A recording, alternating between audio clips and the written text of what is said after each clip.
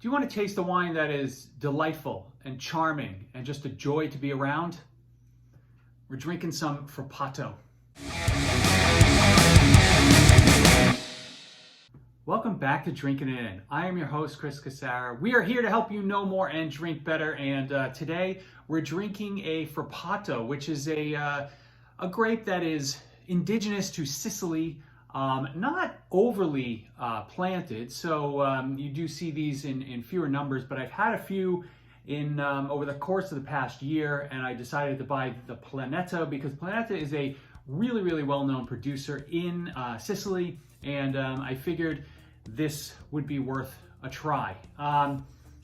Recently I've had a few Frappatos, and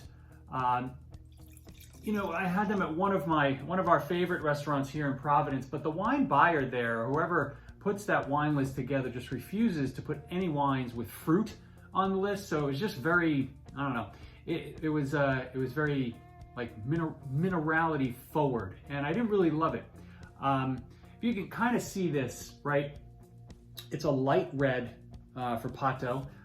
It's akin to Pinot Noir in terms of the weight and also the flavors and aromas. So this guy, particularly 2021 Sicilia Vittoria Frappato from the Planeta family, I guess. Probably, right? All right. Yeah, so this is just,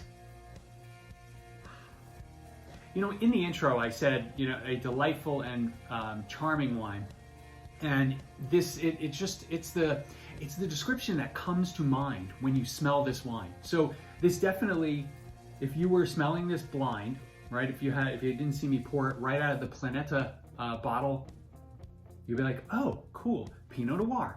I love that. Cherries, a little spice like a Dr. Pepper note. Maybe some pomegranate and like cranberry. This one's a little tart, right? It's definitely way on the red side of the spectrum, but just beautiful potpourri like.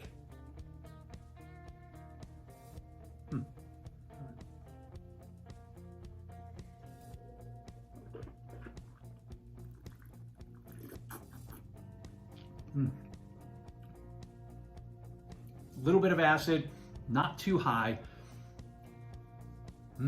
Pomegranate-y and cranberry-y on the palate. It's tart, but it's so good. And I like the end. I mean, that perfuminess kind of comes through, which this wine is just gorgeous, and it's really what I was hoping for when I bought the damn bottle. You know, we're always kind of looking for ways to stay out of the wine rut, you know, so you're not always just drinking Sauvignon Blanc and Pinot Noir and Cabernet Sauvignon and I think those, and Chardonnay, right? Those are the four offenders. And this guy is just another reason why Sicilian wine is just taking over. I don't know if it's taking over. It's taking over my wine closet here because there's a bunch of stuff in there.